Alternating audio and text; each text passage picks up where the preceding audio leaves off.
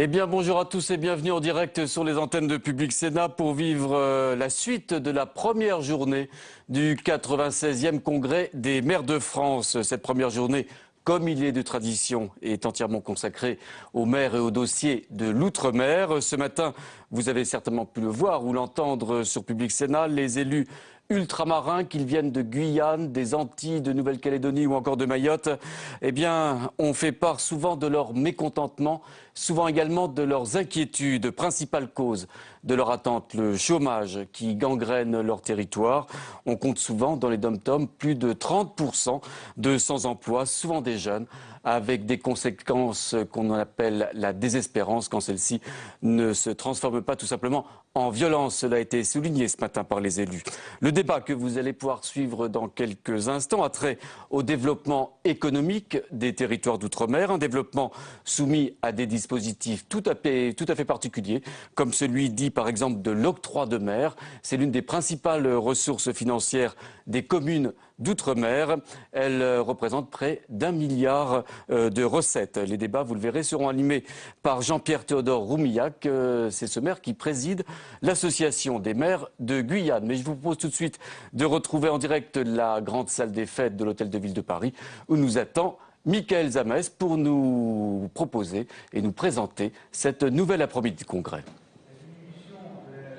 Oui, Pierre-Henri, c'est vrai que la colère monte et la fronde monte chez les élus d'outre-mer. C'est vrai que nous sommes en plein débat sur la fiscalité, le développement économique des îles d'outre-mer. Et notamment, on a entendu des chefs d'entreprise très remontés contre la fiscalité qui est mise en place par le gouvernement. Tout simplement, ils disent ce qui est transposable dans l'outre-mer ne l'est pas forcément venu depuis la métropole. Ils veulent simplement du cas par cas et peut-être tout simplement revoir la façon dont on gère l'outre-mer. L'outre-mer, ce n'est pas la métropole, on l'a entendu à de très nombreuses reprises lors de ce débat.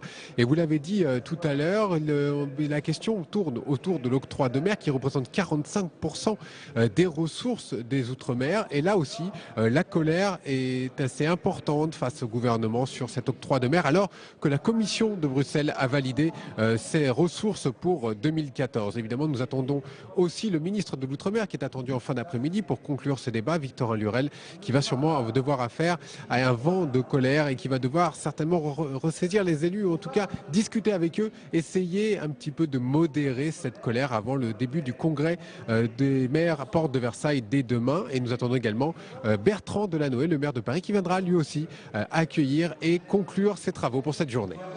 Merci beaucoup, Michael. En tout cas, on a véritablement l'impression que le ton de ce congrès, le ton de ce 96e congrès des maires de France est donné avec les propos et les attentes et les inquiétudes de ces élus d'outre-mer. Nous serons évidemment attentifs au discours de Victorin Lurel, le ministre des Outre-mer, qui est annoncé ce soir en fin de journée. Un discours retransmis, bien entendu, en direct sur l'antenne de Public Sénat. Tout de suite, on retourne dans cette grande salle des fêtes de l'Hôtel de Ville de Paris avec au programme le développement économique de l'outre-mer. En direct, le 96e congrès des maires de France. À tout à l'heure. Que ce soit les sujets qui ont été abordés de la table ronde, c'est-à-dire les emplois, la création d'emplois, que ce soit la transition énergétique qui demande de développer des équipements pour permettre de fournir de l'électricité à meilleur prix, mais en consommant moins, il faut bien sûr parler de finances. Et les finances communales ou les finances locales c'est les nerfs de la guerre pour permettre d'aboutir à des résultats. Mais quand on parle de finances, il y a ceux qu'on attend de l'État, mais il y a ceux aussi que nous pourrons produire nous-mêmes par les actions que les municipalités peuvent mener. Et là, j'en viens au développement économique qui nous permettra de créer de la richesse. Si on crée de la richesse, on peut créer de l'emploi. Et si on sait mieux les répartir, eh bien, on vit dans un monde meilleur. N'est-ce pas, mon collègue René Noël? Voilà ce que je pourrais dire. Et j'attends la suite des débats pour qu'on puisse rentrer dans le fond du sujet. Merci. Alors, Ibrahim Hamedi Bouenaheri, ce matin, on a vu aussi les difficultés qui étaient celles des communes mahoraises. Là encore, peu de marge de manœuvre. Et puis, des besoins croissants très rapides. Besoin de vos populations, besoin de services et d'équipements à construire, à développer. Oui, effectivement, comme je le disais ce matin, Mayotte un nouveau département, un jeune département où il y a tout à construire. Nous avons aussi tout à prendre parce que, comme vous le savez, nous rentrons dans un processus de droit commun au 1er janvier 2014. Le processus n'est pas encore achevé, notamment sur la fiscalité de droit commun. On est là pour apprendre ce qui s'est fait par ailleurs et éviter les erreurs des uns et des autres. On nous a parlé de l'octroi de mer. Pour nous, on disait que c'était une chance. Ce matin, j'ai appris que c'était une dérogation qui allait jusqu'en juillet 2014. Donc, est-ce que ça va être reconduit pour les communes des Outre-mer pour que les communes mahoraises puissent en bénéficier? Est-ce que ça ne va pas être le cas? Bon, à la suite du débat nous dira plus. Ou bien nous sommes en attente aussi d'autres informations pour apprendre. Comme je l'ai dit, nous sommes là pour apprendre. Et diversité aussi, on a entendu ce matin vos collègues de Polynésie avec les problèmes qu'ils ont eux-mêmes d'autonomie financière, hein, puisque là ils sont vraiment dans une demande par rapport à la Polynésie et avec de gros problèmes structurels. Pour parler d'autres territoires, on va passer à l'océan Indien avec Yann Monplaisir. Pardon ? Ah, excusez-moi.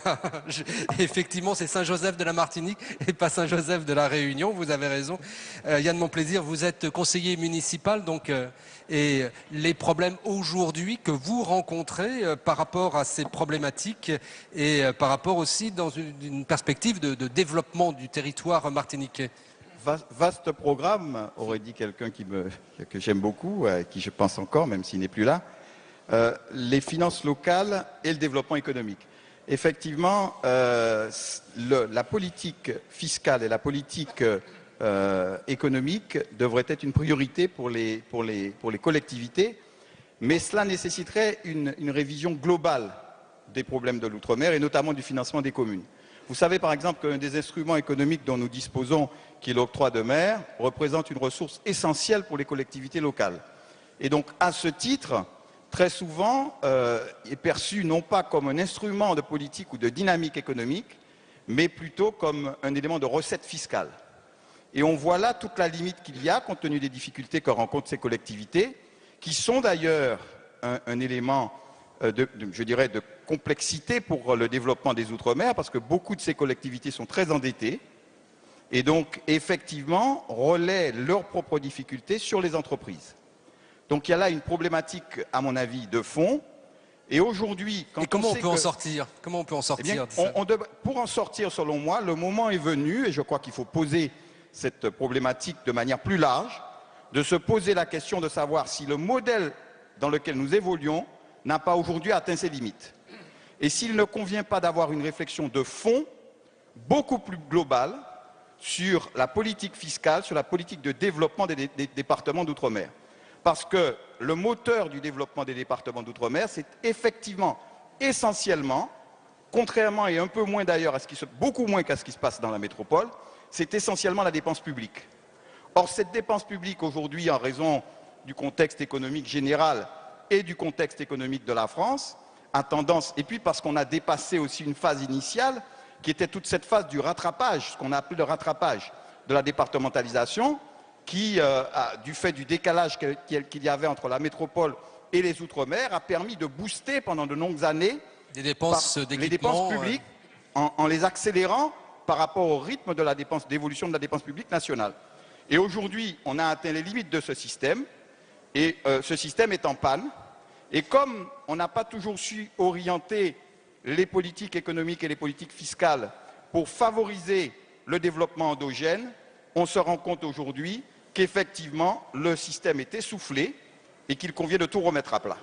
Ce qui suppose évidemment de notre part une réflexion, mais et ça n'engage évidemment que moi et peut-être quelques autres, ce qui suppose également de la part de l'État une révision de son propre regard sur les Outre-mer et sans doute une approche fiscale totalement différente, ou en tout cas largement différente. Par exemple, récemment, en ce qui concerne le CICE, il est évident que ce qui aurait d'ailleurs du sens peut-être sur le plan national, en aurait encore plus chez nous.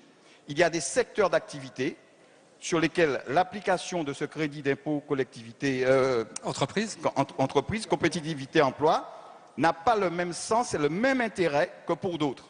Il y a des secteurs de notre économie qui sont exposés à la concurrence extérieure, et il y a des secteurs qui sont protégés par l'insularité. Et donc il faut bien différencier ces secteurs, et à mon sens, il y a là une réflexion de fond à avoir pour l'outre-mer. Merci. Alors j'imagine que votre voisin qui représente les acteurs économiques, les entreprises, hein, Jean-Pierre Philibert, vous êtes le président de la Fédération des entreprises d'outre-mer, vous êtes très sensible à ce discours de soutien à l'économie locale, mais vous entendez aussi les besoins des collectivités et les réponses qu'elles doivent apporter aux demandes de la population, aux besoins aussi en équipement, ou comme on l'a vu dans le débat précédent sur l'équipement et la transition énergétique. Oui, alors naturellement, ce que vient de dire Yann Monplaisir, j'y souscris totalement. Je reconnais aussi en lui le chef d'entreprise à côté de l'élu local. Et vous avez raison de dire qu'on est un peu à un moment d'abord important de notre histoire commune, à un moment charnière. Alors il en a existé d'autres dans le passé, mais celui-là est important parce qu'on voit bien d'une part alors qu'en temps de crise, on disait souvent que c'était la commande publique qui allait permettre à nos entreprises de continuer à avancer un petit peu, notamment dans les secteurs du bâtiment et des travaux publics, la commande publique n'y est pas, que l'essoufflement financier est tel que les retards de paiement sont extrêmement importants. Il y a quelques semaines, nous avions en Guadeloupe, notamment à l'initiative de la Fédération du bâtiment et des travaux publics, des mouvements extrêmement importants qu'on retrouve également en Nouvelle-Calédonie, à La Réunion, de gens qui disent nous sommes essoufflés. J'ai un chiffre que tout le monde peut comprendre, qui est celui du département de La Réunion. Le bâtiment, qui est un secteur clé du développement économique de nos territoires d'outre-mer. En 2009, il y avait à La Réunion 27 000 salariés dans le secteur du bâtiment. J'y étais au début de l'été. Nous en avions recensé par la caisse de congés payés du bâtiment 15 000, un peu plus de 15 000. On mesure bien combien, en l'espace de quelques années, une dégradation brutale dans un secteur clé. Alors, il y a des causes qui ne sont pas... Il y a la crise, naturellement. Il y a la raréfaction de la commande publique. Il y a aussi, et c'est ce qui me permet de rejoindre, mais nous en reparlerons, j'imagine, tout à l'heure avec Yann Monplaisir, enfin, ce qu'a dit Yann Monplaisir, une inadéquation des politiques publiques menées, notamment dans le cadre des dispositions budgétaires vis-à-vis de l'outre-mer, qui nous apparaissent aujourd'hui comme étant particulièrement néfastes parce qu'on y va droit dans le mur.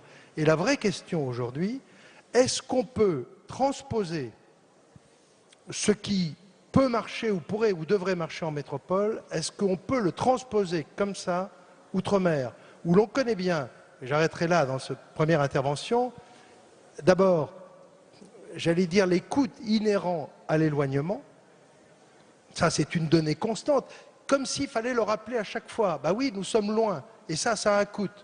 Deuxièmement, l'étroitesse des marchés, et pour autant, alors que nous avons une chance formidable qui est d'être au cœur de tous les grands courants d'échanges mondiaux, adossés à nos océans et nos mers, l'inadaptation de nos normes pour nous permettre de commercer avec nos grands voisins dans des conditions qui soient acceptables. Donc je crois, quand Yann Monplaisir dit « il faut changer de modèle économique pour l'outre-mer », je crois qu'effectivement le moment est venu de changer de modèle économique. Mais vous vous êtes félicité des dispositifs de défiscalisation qui sont maintenus. Il y a des choses qui aujourd'hui vont dans le bon sens, à vous entendre, ou à entendre la Fédération. Je me suis félicité de la concertation mise en place par le ministère des Outre-mer et en particulier par Victorin Lurel pour essayer ensemble de sortir d'une difficulté qui avait été la censure par le Conseil constitutionnel sur la défiscalisation de la part variable, du pourcentage. Ça a bien marché, la concertation. Et ma satisfaction, il y a un mois, je vous aurais dit qu'elle était assez grande. Sauf que, la traduction qu'a fait Bercy du consensus auquel nous étions arrivés fait que nous ne nous retrouvons pas du tout. Nous avons fait un communiqué il y a 48 heures pour dire que ce budget, dans un certain nombre de ses aspects, et ce n'est pas remettre en cause la qualité du ministre, c'est remettre en cause cette incapacité collective de la haute fonction publique et notamment de Bercy de revoir le dogme. Quand on a une approche strictement budgétaire de l'outre-mer, strictement budgétaire, c'est à l'encontre de ce que l'on veut. Je donne un seul chiffre que tous nos amis ultramarins comprennent bien et qui montre non pas ma satisfaction mais d'une certaine façon notre colère. S'il y avait en métropole, si nous transposions les chiffres du chômage que nous avons outre-mer en métropole, il y aurait 10 millions de chômeurs. Est-ce que vous croyez qu'on parlerait de jacquerie ou est-ce qu'on parlerait de révolte fondamentale et de révolution? C'est ça notre difficulté. Et quand je parle de nos chiffres outre-mer, c'est inégal, mais le maire d'une commune de Mayotte sait ce que ça veut dire d'avoir une immense, et notamment nos jeunes, 80% de chômeurs jeunes à Mayotte. C'est aussi ça notre réalité, et c'est cette réalité qui appelle un regard différent sur nos outre-mer, pas strictement budgétaire, un regard différent. Nous avons des gestionnaires, heureusement, nous voudrions des visionnaires, savoir où on nous emmène l'outre-mer, comment on y va tous ensemble, et pas simplement des réductions de bouts de chandelle sur lesquels on doit se battre budget après budget. Merci. Alors Marc Dalgrande, vous êtes le chef du service politique publique à la DGOM. L'attaque en règle contre la haute fonction publique, il a dit notamment à Bercy, hein, ça vous exonérait un peu. Je suis tout à fait solidaire avec les collègues de Bercy. Ce serait trop facile de me décharger sur eux. Mais peut-être, Monsieur le Président de l'Association des maires de Mayotte, peut-être pour vous rassurer sur votre interpellation s'agissant de l'octroi de mer. Naturellement, la Direction générale de l'outre-mer a bien en tête que l'octroi de mer est un dispositif fondamental à Mayotte et ailleurs.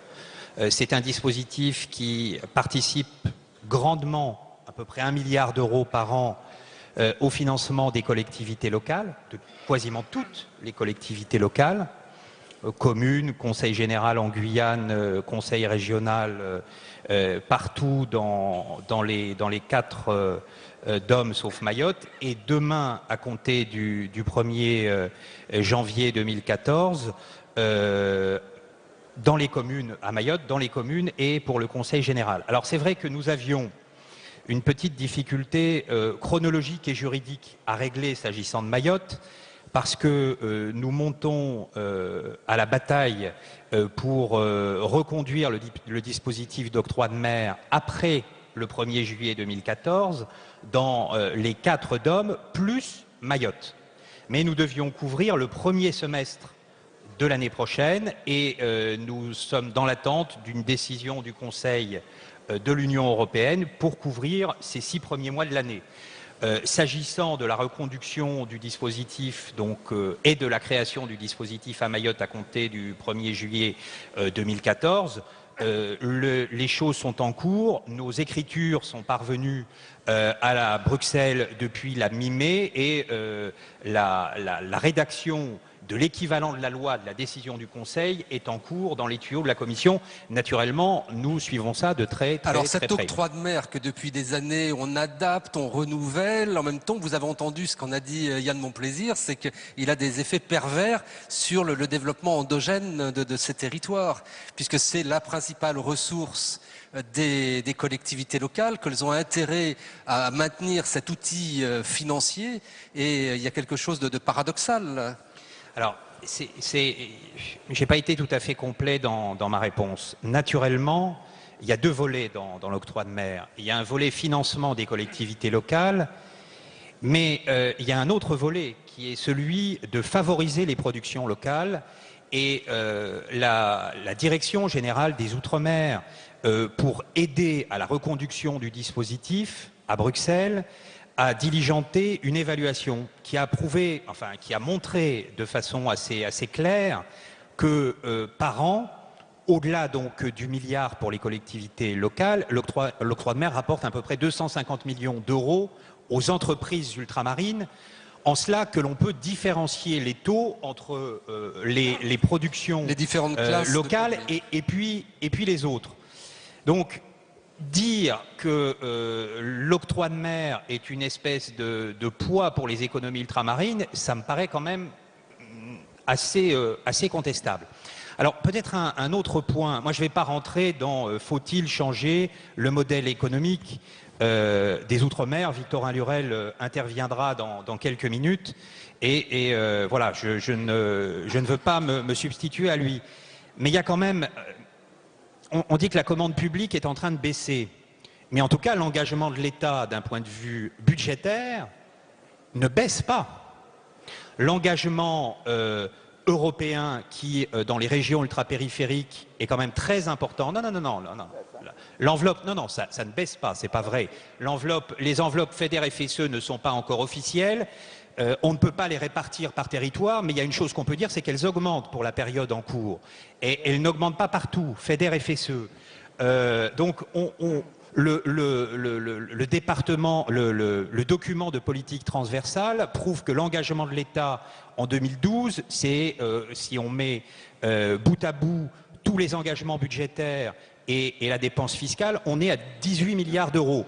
Donc l'engagement de l'État ne baisse pas outre-mer et le budget de l'année prochaine est en hausse d'1%. Donc peut-être qu'on peut dire que la dépense publique, moi je ne veux pas me substituer aux décideurs socio-économiques qui ont leur vision des choses et naturellement, elle est plus que respectable. Mais en toute hypothèse, on ne peut pas dire qu'il y a un désengagement factuel de l'État pour les Outre-mer. De façon comptable, il est évident qu'il y a un maintien, même bon, vous signalez un 1% supplémentaire. Mais on a l'impression que depuis 2009, et on en a parlé déjà ce matin, il y avait eu cette crise, il devait y avoir des solutions apportées et qu'on est plutôt dans la reconduction de dispositifs, dans l'adaptation.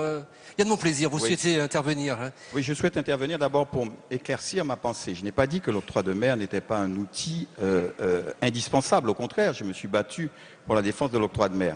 Je dis simplement que du fait de ce qu'il représente pour les collectivités, il n'est pas suffisamment utilisé comme outil d'orientation économique. Parce qu'effectivement, sur la modulation des taux, il me semble qu'on pourrait beaucoup plus avoir une démarche beaucoup plus dynamique si on était moins soumis à cette pression de la nécessité de financer les collectivités. Donc, je ne voudrais pas que mon propos soit mal compris. Maintenant, concernant la dépense publique, ne le prenez pas pour une critique, et je comprends votre rôle, et je comprends aussi, au travers des efforts dont je ne doute pas, que fait l'État, et je le dis au-delà des courants politiques, je pense que l'État a conscience de la situation de l'outre-mer, et notamment de ce taux de chômage qui, effectivement, serait insupportable n'importe où ailleurs. Comme nous avons pris l'habitude de vivre avec la fièvre, nous arrivons à vivre avec. Il n'en demeure pas moins que la fièvre est là, et que le mal est là. Moi, ce que je voudrais dire, c'est que j'aurais souhaité qu'on ait une vraie ambition pour l'outre-mer. Je ne dis pas qu'il n'y ait pas d'ambition, qu'il n'y ait pas de volonté, que l'on n'essaie pas. Mais vous l'avez dit, on fait en quelque sorte du raccommodage. D'abord, on a détricoté, ce n'est pas ce gouvernement, le précédent aussi. Vous voyez, j'essaie d'être tout à fait honnête dans ma démarche. On a détricoté la défiscalisation, jusqu'à lui enlever presque son intérêt et le sens de ce qu'elle était et de l'intérêt qu'elle avait pour le développement des Outre-mer. Et ensuite, aujourd'hui, on le voit bien, même si vous me dites qu'on va augmenter de 1%, j'entends qu'on va augmenter de 1%, mais est-ce que vous pensez que c'est à la mesure des difficultés de ces départements d'outre-mer? Est-ce que vous pensez que ça apporte une solution? Savez-vous que nous sommes, vous le savez, nous sommes de plus en plus dépendants de cette dépense publique pour notre développement.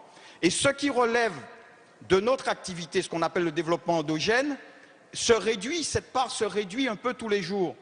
Parce que le mal dont souffre la France, c'est le mal de la compétitivité, puisqu'on l'a identifié. Eh bien, ce mal-là, c'est exactement comme si vous mettiez la France sous un microscope dans l'outre-mer. Cette compétitivité, ce mal-là, il est accru chez nous. Et qu'est-ce qui se tire d'affaire? Ce qui se tire d'affaire, ce sont tous les secteurs d'activité qui sont captifs. Il faut donc favoriser l'éclosion d'activités qui ne sont pas directement, exclusivement dépendantes de cette dépense publique. Je vais vous donner un exemple très simple qui va imager ce que je dis. Je le dis parce que c'est l'exemple qui est le plus parlant.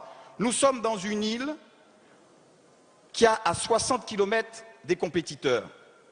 Nous sommes une des deux îles ou des quelques îles françaises de cet archipel. Donc, nous aurions tout naturellement dû être ceux qui sont le mieux à même de vendre les produits made in France, et notamment le luxe français. Eh bien, figurez-vous qu'à 60 km de la Martinique, il se vend beaucoup plus de produits de luxe fabriqués en France que dans un département français. La raison en est très simple, c'est que le régime douanier et fiscal de ces îles est adapté à la nécessité de leur développement et inadapté à nos îles. C'est pour cela que moi je voudrais qu'on remette ces choses-là à plat. Je ne dis pas que les réflexions ne soient pas... Monsieur, je ne veux pas que vous soyez gêné de mon intervention, parce que ça vous dépasse. Ça vous dépasse. C'est quelque chose qu'il faut complètement repenser. Il faut repenser les Outre-mer. Il faut donner à ces petites îles les moyens de leur développement. Et les moyens de leur développement, ça ne doit pas être égoïste. On ne doit pas le regarder à l'aune des lunettes de la métropole, en disant on ne peut pas faire ci parce qu'on ne le fait pas en métropole, on ne peut pas faire ça parce que c'est pas comme ça. Avec le rôle particulier des collectivités locales. Avec le rôle particulier des collectivités locales. Et les collectivités locales, à mon avis, ont un rôle à jouer, non seulement sur le plan des démarches en matière de fiscalité, des choix fiscaux, etc., mais également, regardez le nombre, même s'ils se sont un peu absentés cet après-midi, eh bien, il en reste si beaucoup. toutes les collectivités locales font savoir qu'effectivement, ces départements nécessitent un regard différent, eh bien, je suis persuadé qu'on sera entendu ce jour-là. Alors, Philippe Laurent, le président de la commission des finances de l'Association des maires de France, comment vous entendez le discours de vos collègues ultramarins? Alors, au risque de vous surprendre, je dirais qu'il n'y a pas forcément beaucoup de différence entre ce que vous dites, s'agissant des territoires d'outre-mer, et ce que disent un certain nombre de nos collègues, s'agissant notamment d'un certain nombre de territoires métropolitains. Parce que les règles qui sont celles applicables sur l'ensemble de notre pays, certaines ne sont pas adaptées aux Outre-mer, et certaines ne sont pas non plus adaptées à un certain nombre de territoires ruraux ou de petites villes. Et je veux attirer votre attention sur le fait que, de la même manière que la diminution de la commande publique donc, pose difficulté à l'heure actuelle, et vous avez proposé les évolutions nécessaires, je veux attirer votre attention sur le fait qu'on estime qu'environ la moitié en superficie du territoire français est aussi victime de la restriction de la dépense publique en métropole, la moitié du territoire de métropole. On est dans une logique comparable. Et donc, par conséquent, nous ne pouvons que souscrire à la démarche proposée, à savoir une adaptation des règles fiscales, une adaptation de l'ensemble des normes qui pèsent sur les acteurs économiques de notre pays, où qu'ils soient, afin que les territoires trouvent en eux-mêmes la capacité de générer leurs propres ressources de développement. Bon, ça, c'est on ne pourra pas vivre en permanence avec des transferts. Il ne faut pas qu'on se retrouve dans un pays, métropole et outre-mer, dans lequel on aurait quelques grands centres très dynamiques, des métropoles qui dont généreraient une richesse. Métropole au sens des grandes villes. Oui, métropole au sens des grandes villes, bien sûr, qui générerait la richesse et la redistribuerait ainsi avec des mécanismes purement, totalement techniques, et la redistribuerait ainsi à l'ensemble des autres territoires. Ça, c'est un modèle qu'il faut absolument refuser. Encore une fois, c'est vrai dans les Outre-mer, c'est vrai aussi dans une bonne partie du territoire de métropole. Donc ce que vous nous dites, c'est que c'est un combat commun. Alors, Marc Dalgrande, vous entendez les élus locaux. D'ailleurs, on va leur donner la parole dans un instant, mais maintenant, c'est vous qui l'avez, cette parole. Merci beaucoup. Non, peut-être quelques éléments, non pas en réponse, mais pour faire écho à l'intervention, aux deux interventions précédentes. D'abord, les taux d'octroi de mer, les taux différentiels, ils sont votés par les conseils régionaux. Alors, naturellement, nous sommes dans les listes sous la haute protection et tutelle de Bruxelles, puisqu'il faut qu'on soit capable de justifier de la proportionnalité de l'aide. Mais on a une marge de manœuvre qui est parfois un peu compliquée à gérer, mais en tout cas elle existe. Sur la commande publique, on a un fonds exceptionnel d'investissement qui a été redopé depuis 2 ans.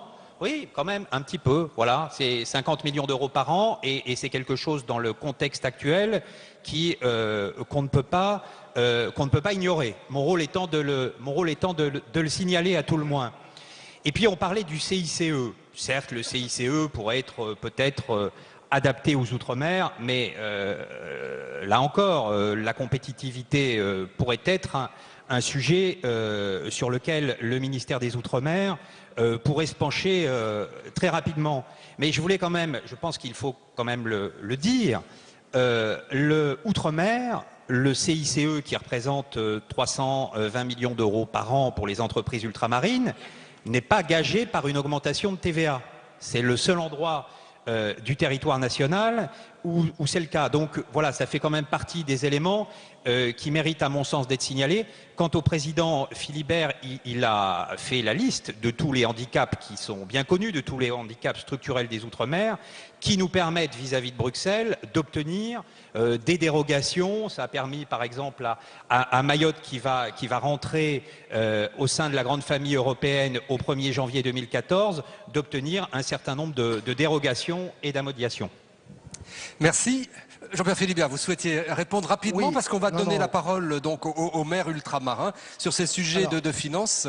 Ce que Marc Delgrande vient de dire rejoint d'une certaine façon ce que nous demandons de politique très spécifique et très ciblée, mais différentielle dans le bon sens du terme pour les Outre-mer. Sur l'octroi de mer, moi je ne me remets pas en cause l'octroi de mer et je félicite ce gouvernement et ce ministre d'avoir demandé à Bruxelles, en temps et en heure, la reconduction du dispositif dit différentiel. Le différentiel, que tout le monde comprenne bien, c'est ce qui nous permet de favoriser la production locale.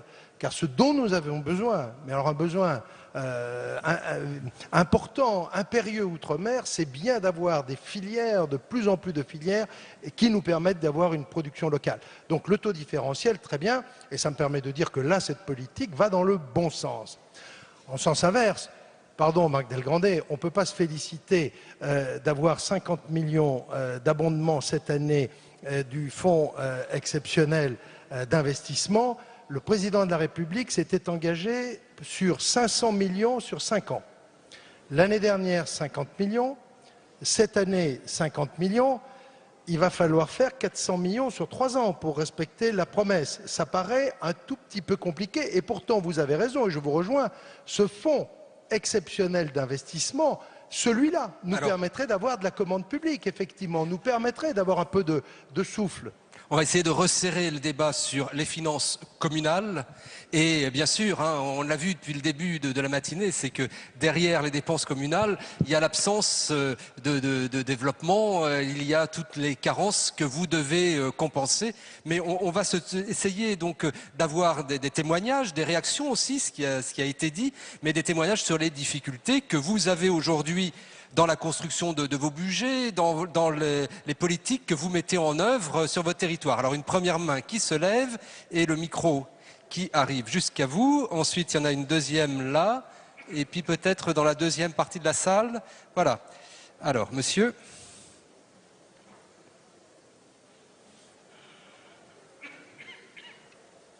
Merci. Bonsoir à tous.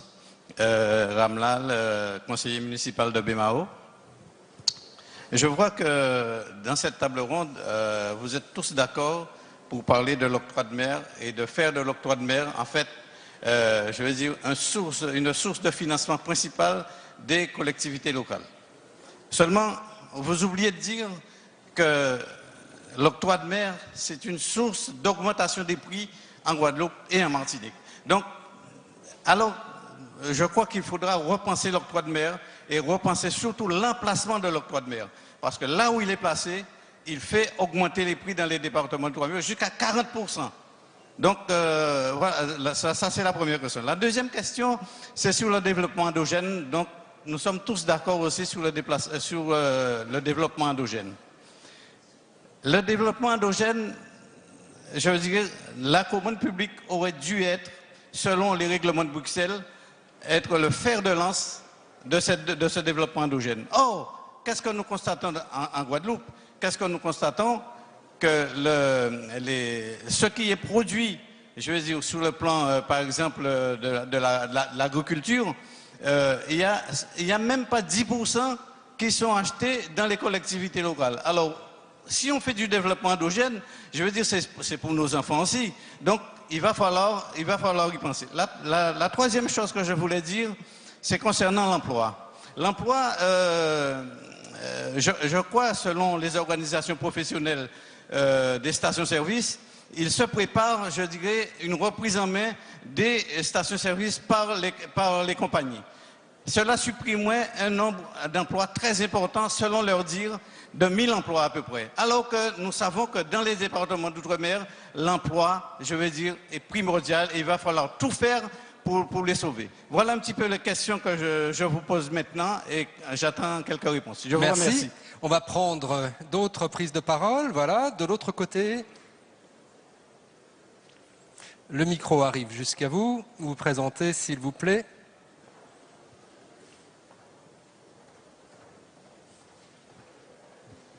Bonjour, Monsieur Bako, premier adjoint maire de Dembéni, c'est Mayotte. Je suis surpris par les propos tenus par le président, directeur, au sujet de soutien de l'État vis-à-vis des communes au niveau du finance. Ce matin, en fait, notre collègue Roland Robert, ce matin, nous a clairement spécifié que les baisses l'aide du gouvernement ou la participation du gouvernement vers les communes vont baisser à partir de l'année 2014-2015. Il parlait des dotations. Des dotations. Et là, j'apprends que c'est l'inverse. Donc, ma première question est de savoir dans tout ça, en quoi s'en tenir, qui c'est qui dit vrai. Il y a ça d'une part. Et d'autre part, je ne comprends pas qu'on compare les territoires d'outre-mer avec les communes métropolitaines. Dans les outre-mer, nous souffrons de l'insularité. Et ce qui veut dire que tout est importé, tout est exigu. Donc, je ne comprends pas qu'on compare les communes dans les outre-mer par rapport aux communes métropolitaines. Ce n'est pas pareil, ce n'est pas la même chose. Moi, dans l'exercice quotidien à ma mairie à Mayotte, récemment, j'étais amené à résoudre le problème d'intégration parce qu'on vient de mettre en place les fonctions publiques là-bas à Mayotte. J'étais amené à résoudre le problème d'intégration des agents. Là, récemment, il y a eu l'indexation. Je n'ai même pas encore fini l'intégration. Est venue l'indexation. Récemment, il y a la ministre qui nous dit que s'agissant des problèmes de la scolarisation des enfants, ça revient aux communes en fait de construire les écoles primaires, sachant que financièrement, on n'a pas les moyens, pratiquement pas les moyens. Donc, j'aimerais avoir beaucoup plus de clarité par rapport à cette situation. Merci, je m'arrêterai d'abord. On va essayer de répondre à ces deux premières interventions, peut-être faire la différence entre les concours de l'État à l'outre-mer et puis aux dotations qui sont en 2014 en baisse. Oui, alors sur Mayotte et pour les communes, alors pardonnez-moi Monsieur le maire ou Monsieur le maire adjoint, j'étais pas là ce matin, donc je ne sais pas ce qui a pu... On évoquait la baisse des dotations ce matin, se dire... Roland Robert. Alors, le président de l'association des maires de la Réunion pour que tout le monde, en dehors des élus mahorais, puisse avoir les choses en tête, en plus de la rupéisation de Mayotte, au 1er janvier 2014... Rupéisation, traduction, région ultra-périphérique d'Europe. Voilà, région ultra-périphérique. Mais ça, c'est un vocable qui est bien connu dans le cercle des décideurs ultramarins. À Mayotte, on met en place aussi la fiscalité de droit commun. C'est une opération difficile qui s'est gérée par la promulgation d'une ordonnance et ce qui a été dit, ce qui est garanti, c'est que les communes de Mayotte recevront exactement la même dotation, ça c'est garanti dans la même dotation que ce qu'on appelle le FIP 2012, c'est-à-dire qu'en 2012, on ne peut pas leur garantir 2013, puisque 2013 est une année qui n'est pas complètement terminée, mais ça fait partie des points qui ont été arbitrés. Et je souhaite répéter, on met en place l'octroi de mer à Mayotte à compter du 1er janvier 2014. Les autres départements et collectivités ultramarines connaîtront la même baisse de dotation, en revanche, que les départements métropolitains? Sur les collectivités locales, pardonnez-moi de jouer un joker, puisque ça fait partie ça fait pas partie des compétences de mon service, donc je ne peux pas vous le dire. Mais apparemment, le président de la commission des finances de l'AMF dit que tout le monde est logé à la même enseigne.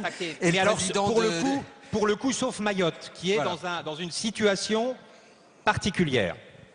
Alors, l'autre remarque qui était faite aussi, c'était une réponse à Philippe Laurent en disant il y a d'autres urgences à Mayotte qu'à Sceaux dans l'île de France. Hein. L'île de Mayotte a d'autres problèmes que l'île de France.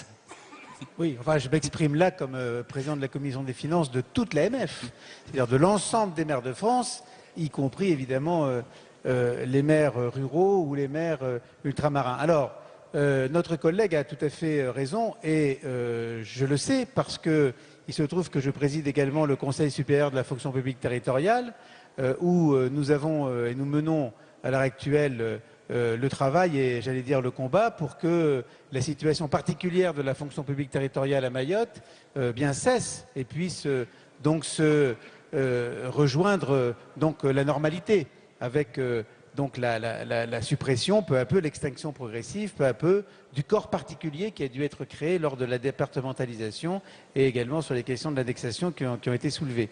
C'est un gros sujet. Le Conseil supérieur de la fonction publique territoriale aura l'occasion d'ailleurs d'en délibérer dans les prochaines semaines, courant janvier. Et nous sommes évidemment dans ce travail en ligne complète avec ce qui a été dit tout à l'heure par notre collègue. Alors, parmi aussi les interventions, là, vous souhaitiez répondre, Jean-Pierre Philibert? Oui, mais c'est pas pour tout, parce que je crois que Victorin Lurel, qui doit venir nous rejoindre, vous expliquera aujourd'hui le décret qui est en préparation sur les carburants.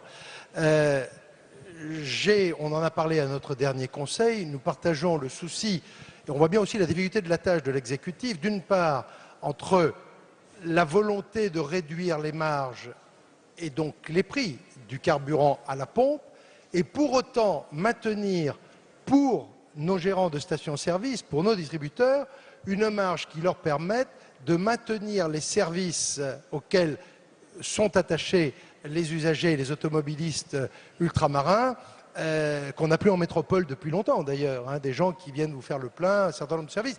Donc on est là dans une difficulté, on va en parler avec le ministre, le décret est pour le moment tourne, si je veux dire, est à la consultation. Mais on voit bien qu'on est là sur un exercice un tout petit peu difficile. Moi, je peux vous dire que nous allons, en tant que naturellement employeur, être extrêmement attentifs à ce qu'il n'y ait pas de détérioration qui se traduise au détriment des gérants de stations-service et donc de l'emploi et donc naturellement des usagers. Dans l'intervention, il y avait aussi une demande pour que les collectivités locales, dans leurs commandes publiques, eh bien, mettent des clauses dans leurs appels d'offres pour que la production locale puisse être soutenue, même sans faire de localisme, c'est possible. Alors, je vais vous faire la même réponse à demander au ministre pour dire que c'est quelque chose, je crois, que le gouvernement a à l'esprit et que nous soutenons. Qui doit arriver dans un texte dont le Parlement sera saisi prochainement et qui est effectivement la prise en compte de la production locale dans les appels d'offres qui seront effectivement faits par les collectivités. Mais encore une fois, concevez que ce n'est pas à moi de faire une réponse sur un sujet que j'approuve, une démarche du gouvernement que j'approuve, mais laissons peut-être le soin au ministre de répondre très directement à votre préoccupation. En tout cas, on a entendu la demande qui est faite. Vous souhaitiez apporter peut-être une précision à votre intervention très rapidement, parce qu'on va donner la parole à vos collègues qui ne l'ont pas encore prise. Excusez-moi de revenir. Oui, on vous entend. Allez-y, rapidement. Oui, excusez-moi de revenir, parlant de la fiscalité à Mayotte. il y a eu le recensement en 2012 de la population et au jour d'aujourd'hui, nous, en tant que maire, nous ne savons toujours pas en termes de recettes ce qui a été le bilan en fait global par rapport à cette fiscalité qui va se mettre en place très prochainement, où on ignore les par commune en termes de recettes combien nous allons percevoir, combien nous allons au jour d'aujourd'hui. Et nous sommes en novembre 2013, alors que la fiscalité démarre en janvier 2014. Et que le recensement a eu lieu en août 2012. On prend d'autres interventions. Voilà, monsieur. Merci. Louis Cadignan, élu de la ville de Lamentin. Donc, avant l'intervention concernant la troisième table ronde, je voulais juste porter une précision concernant la deuxième. Il y a un projet en géothermie concernant la Martinique, la Guadeloupe et la Dominique qui existe. Je ne vais pas insister sur les pourcentages parce qu'il semblerait que ce soit 20% Dominique, 40% Martinique et Guadeloupe. Ce projet a fait l'objet de pas mal de dépenses, des milliers, voire peut-être des millions d'euros. Et avec un désengagement d'EDF, il semblerait, j'emploie le conditionnel, il semblerait qu'il y aurait un repreneur. Jusque-là, on n'a pas d'autres précisions. On aimerait savoir davantage sur cette affaire. Ça reste une interrogation. La deuxième chose, qui concerne notre table ronde, je rejoins totalement Yann Monplaisir dans sa démarche. Il faut revoir les choses globalement parce que le système actuel est saturé. Mais quand on constate qu'il y a un désengagement... Voilà, toujours en direct de la grande salle des fêtes de l'Hôtel de Ville de Paris, la suite de cette table ronde consacrée aux problèmes et au développement économique des territoires d'outre-mer. Nous allons tout de suite rejoindre Bertrand Delanoë, le maire de Paris. Il vient d'arriver à l'Hôtel de Ville pour prononcer ce discours attendu auprès des élus d'outre-mer et également sur bien d'autres dossiers d'actualité. Bertrand Delanoë, tout de suite. Bien sûr, des personnes qui sont originaires de l'outre-mer. J'ai voulu que Paris soit vraiment la ville de tous et donc la ville des ultramarins qui l'enrichissent de leur présence, de leur travail, notamment à la mairie de Paris, et de leur identité culturelle. J'ai voulu aussi, avec ceux qui m'ont accompagné dans cette tâche, et j'ai souvent bénéficié des conseils de Victorin avant qu'il ne soit ministre. C'est un élu local d'outre-mer. J'ai, bénéficiant de ces conseils et de quelques autres amis, voulu resserrer profondément les liens entre les collectivités d'outre-mer et la capitale de la République. C'est ainsi que nous avons pu bâtir des partenariats pour nous épauler, pour que nous facilitions aussi la vie des agents territoriaux dans les collectivités d'outre-mer et à Paris, organiser des mobilités et organiser des complémentarités qui me paraissent évidentes et devoir être amplifiées entre la capitale de la France et les territoires ultramarins. Je voulais vous le dire aujourd'hui parce que j'espère que dans l'avenir, Paris saura encore dire merci à l'outre-mer de ce qu'elle apporte comme richesse à cette ville et j'espère que nous pourrons encore développer des entreprises communes. Je sais que pendant ces travaux de ce congrès aujourd'hui, vous aurez parlé beaucoup des jeunes.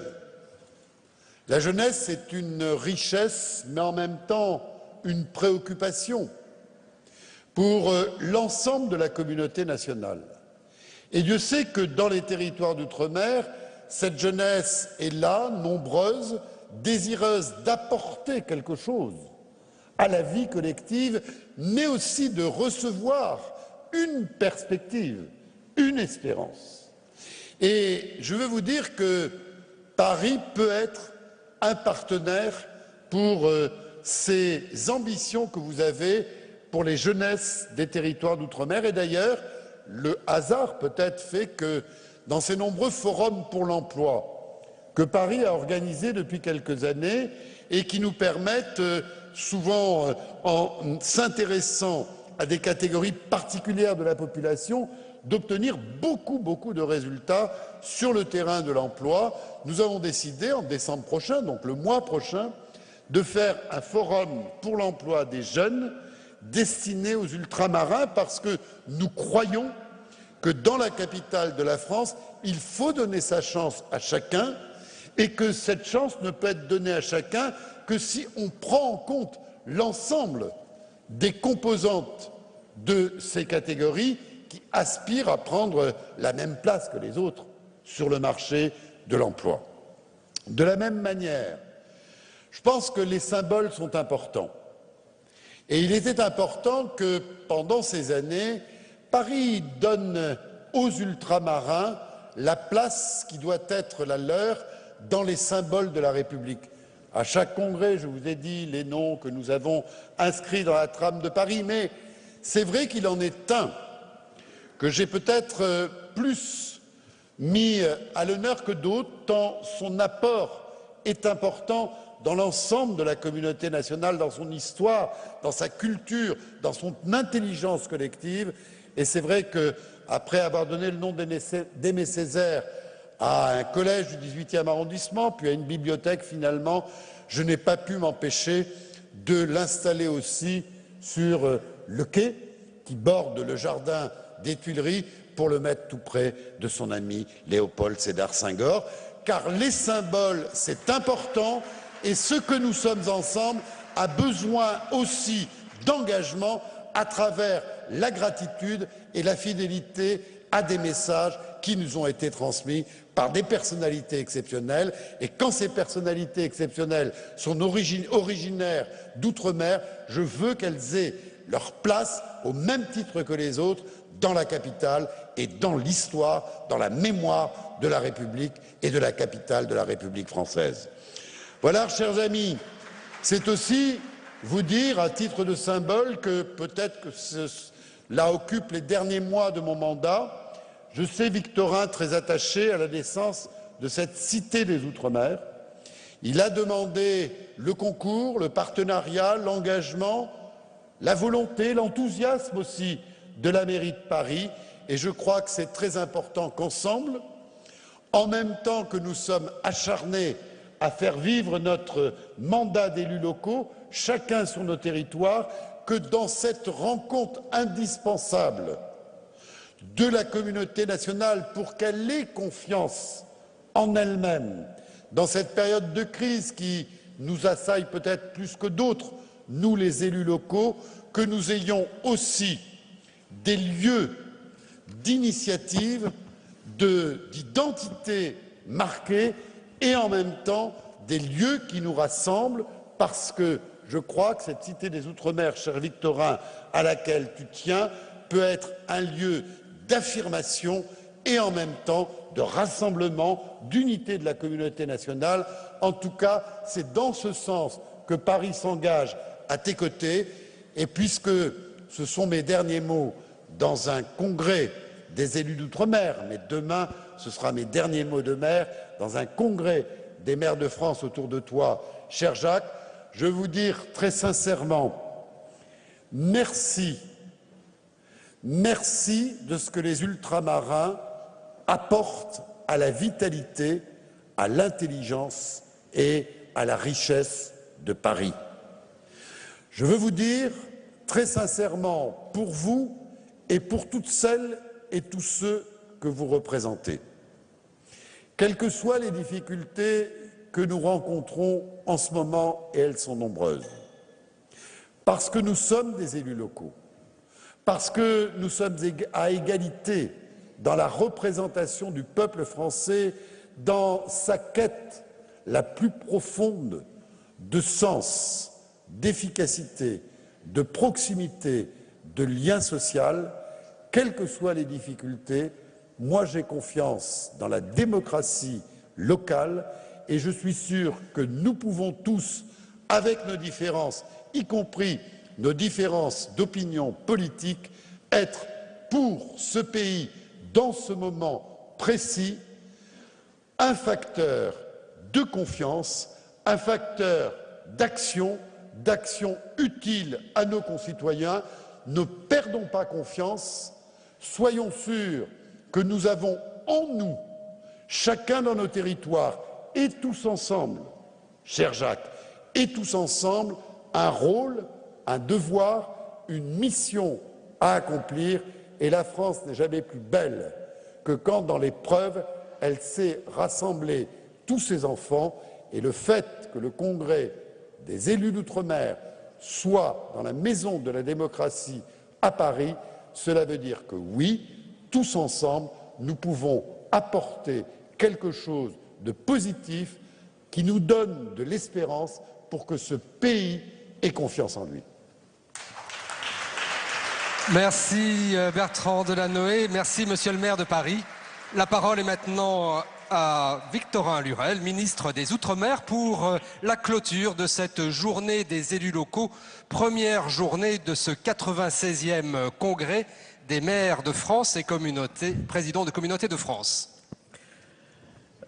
Mesdames et messieurs, j'aimerais pouvoir m'associer à ce que vient de dire Bertrand Delanoë. C'est la dernière fois qu'on le voit ici, en tout cas dans cette formation-là, et il dit demain son dernier discours devant le congrès des maires de France.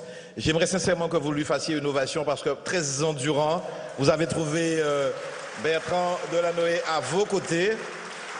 Et nous qui sommes originaires des Outre-mer, quand on le dit, eh bien, on parle en vérité et en connaissance.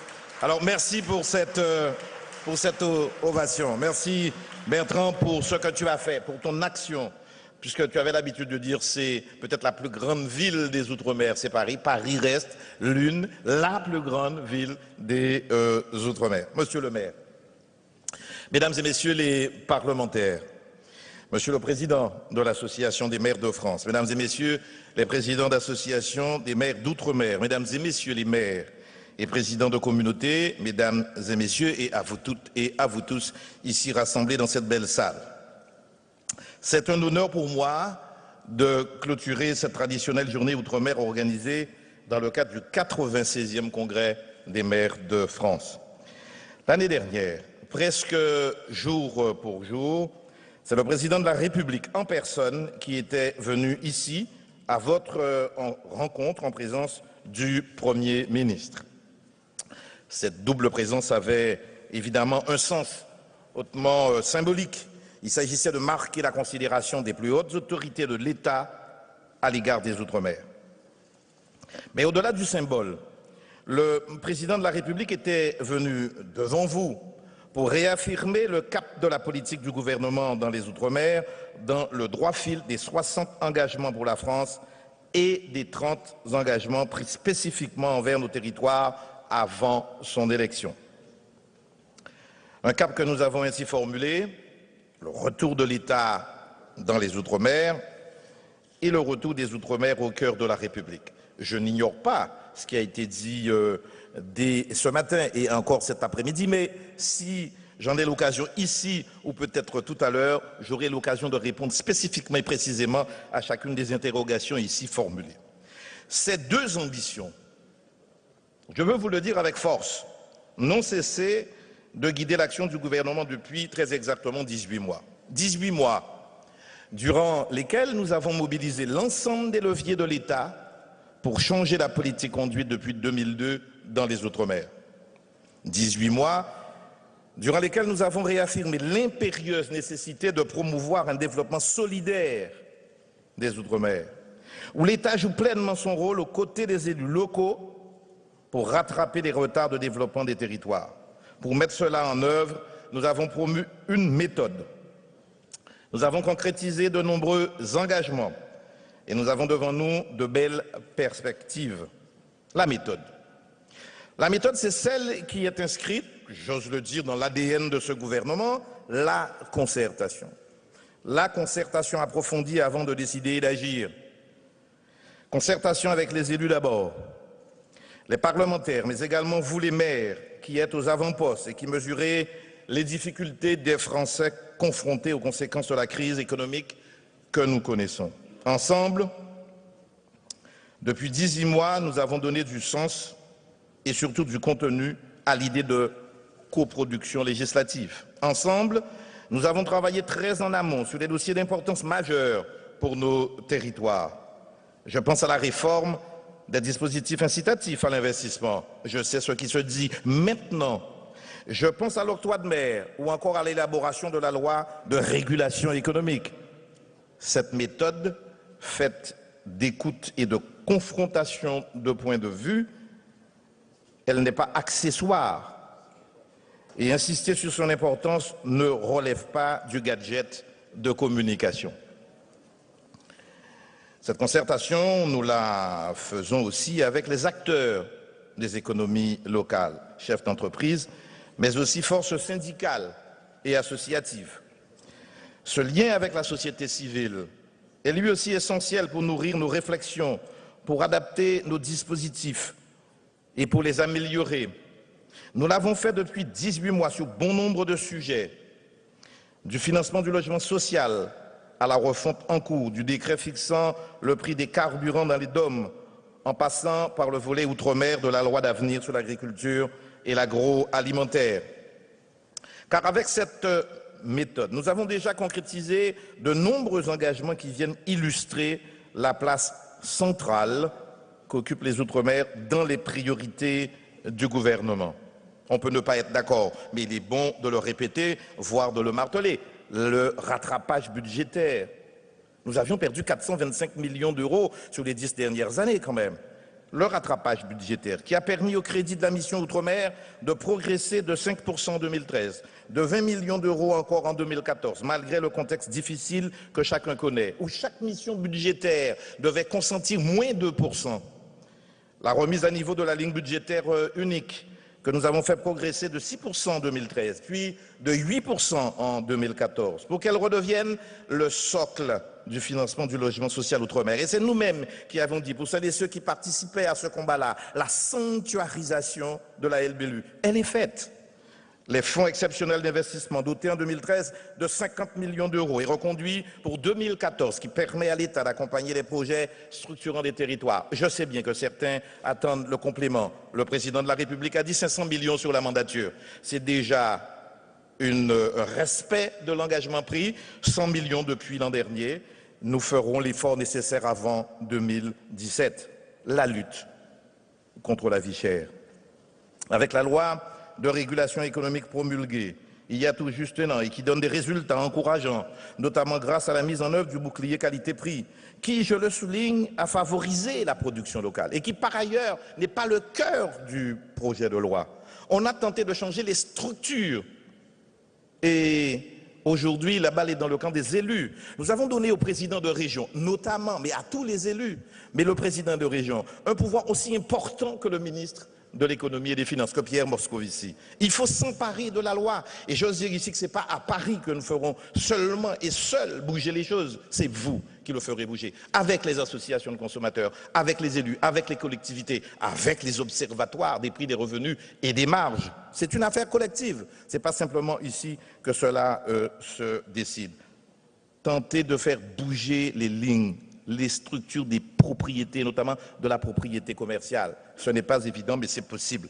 La réforme des outils incitatifs à l'investissement outre-mer, j'en parlais, qui nous a permis de préserver la défiscalisation pour l'investissement productif des PME et pour le logement social, tout en créant un crédit d'impôt pour les plus grandes entreprises.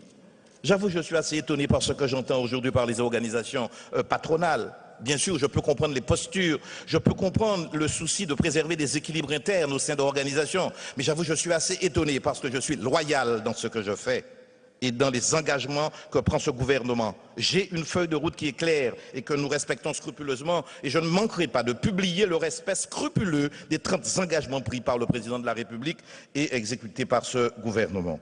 À ces actions globales et transversales, que je ne peux citer de façon exhaustive, s'ajoute la mise en œuvre des politiques nationales dans nos territoires de façon renforcée, chaque fois que cela est possible, car il s'agit de répondre à leurs enjeux spécifiques.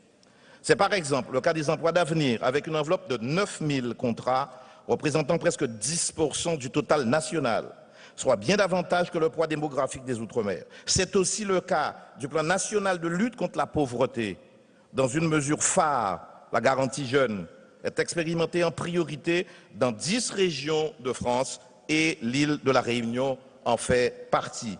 S'ajoutent aussi les actions spécifiques que nous conduisons pour chaque territoire, qu'il s'agisse d'accompagner le redressement des finances locales de certaines collectivités, comme cela a été le cas, et c'est toujours le cas à Saint-Martin, à Mayotte, et c'est encore une question d'actualité, en Polynésie française, c'est un vrai sujet, et on sait le combat qu'il faut conduire pour redresser la situation financière des collectivités. J'ai entendu évoquer le cas des communes. Ce n'est pas un problème avec le gouvernement, c'est un problème avec la loi organique que vous avez souhaitée.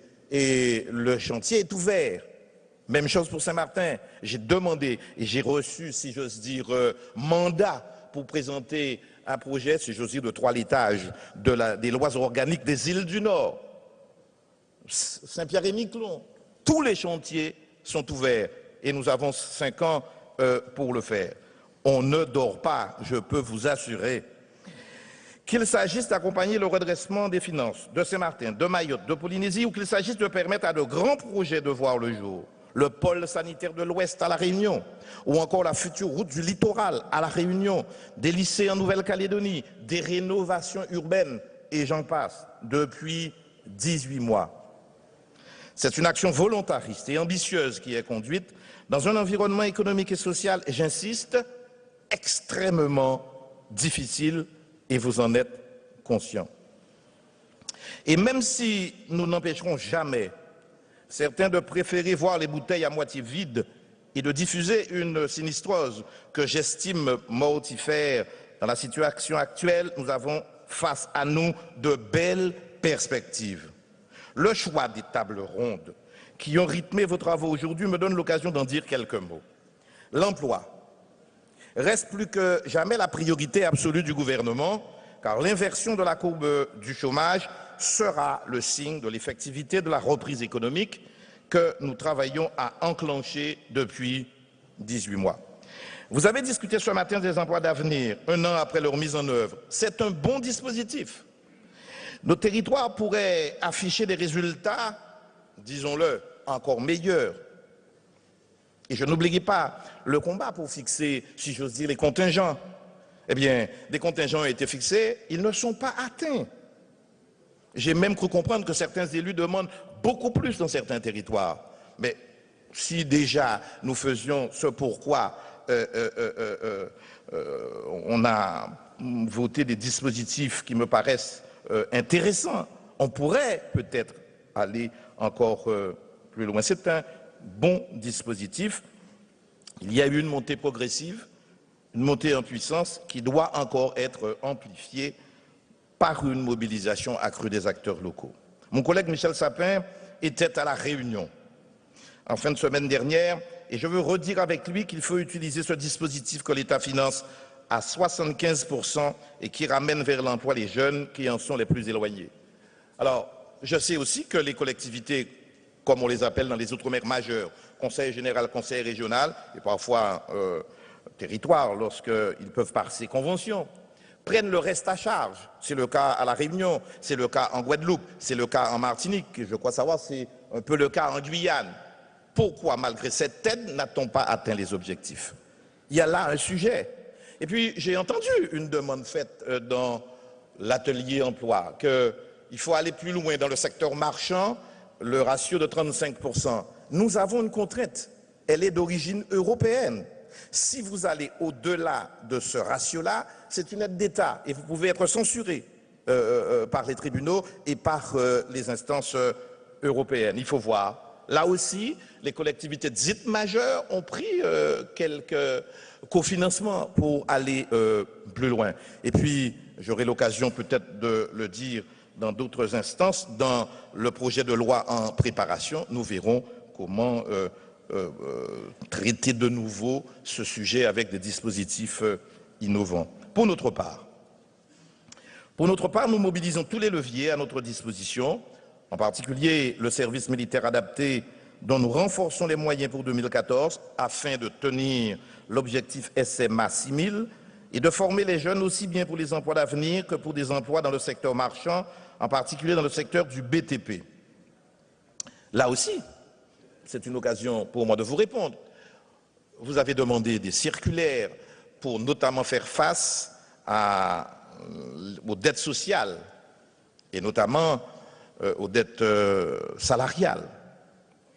Cette circulaire a été prise et elle est en exécution. Elle a même été reconduite. Et donc, là aussi, partout, comme ici, il y a des problèmes, mais ils sont traités dans les Outre-mer. Et on dira un petit mot sur la fiscalité tout à l'heure. La mobilisation pour l'emploi ne passe pas seulement, en effet, par les emplois d'avenir, mais bien évidemment par la relance du secteur marchand. Car ce sont les entreprises qui créent de la richesse et de l'emploi durable dans nos territoires. D'où l'action que nous conduisons pour créer les conditions favorables à la relance de l'activité en relançant la commande publique, dans le BTP notamment, mais aussi en accompagnant la structuration des filières économiques d'avenir. Et j'ai cru comprendre que certains s'étonnaient ou étaient très inquiets de la situation des paiements, des retards, notamment en matière de logement social. Un point précis a été fait, notamment après interpellation de la Guyane, après ce qui s'est passé en Guadeloupe, parce que certains n'ont pas hésité, après d'ailleurs une curieuse lettre envoyée par une société d'économie mixte, pour faire descendre dans la rue. Et puis on s'est rendu compte que ce n'était pas tout à fait ça, et que la demande formulée par des parlementaires de la Guyane, réponse a été apportée, d'autres crédits seront bientôt délégués. Un point précis sera fait avec les parlementaires sur la fin de gestion, puisque nous sommes en fin d'année. Je ne veux pas laisser dire ici devant les maires des Outre-mer que l'État se désengagerait, que l'État ne serait plus là. On sait d'où l'on vient, on sait ce qu'on en a trouvé et on sait la difficulté pour remonter. C'est ce que nous sommes en train de faire. J'ai été des vôtres. Je n'oublie pas les difficultés qui ont été les miennes. Je n'oublie pas les critiques non plus que j'ai formulées. Et c'est parce que j'ai été réaliste dans les critiques, dans les propositions que je formulais, que j'ai pu appliquer tout de suite les idées qui étaient les miennes. Elles étaient réalistes et elles sont appliquées. Le président a pris 30 engagements, ils seront respectés. Oui, nos territoires ont de grands atouts dans le domaine des énergies renouvelables et ils doivent être à la pointe de la politique du gouvernement en matière de réduction de la dépendance de la France aux énergies fossiles. D'abord, réformons le décret carburant. J'ai entendu que l'emploi est en jeu. Alors, très rapidement, il y a un décret de 2010. Il y avait des profits conséquents et il en faut du profit. On a besoin d'entreprises et d'entreprises rentables qui pensent aux salariés et qui pensent à demain et après-demain, c'est-à-dire à l'investissement. Après les grands mouvements de 2009, eh bien, on a vu le prix des carburants augmenter considérablement, les profits augmenter considérablement, alors que le service n'était pas véritablement rendu. Et en termes d'emploi, on a vu 1 millier d'emplois en Guadeloupe, en Martinique, 300, 400 en Guyane et un peu plus de milliers à la Réunion. Oui, nous modifierons le décret. Oui, nous allons revoir les marges. Nous sommes dans des secteurs administrés, des secteurs à monopole.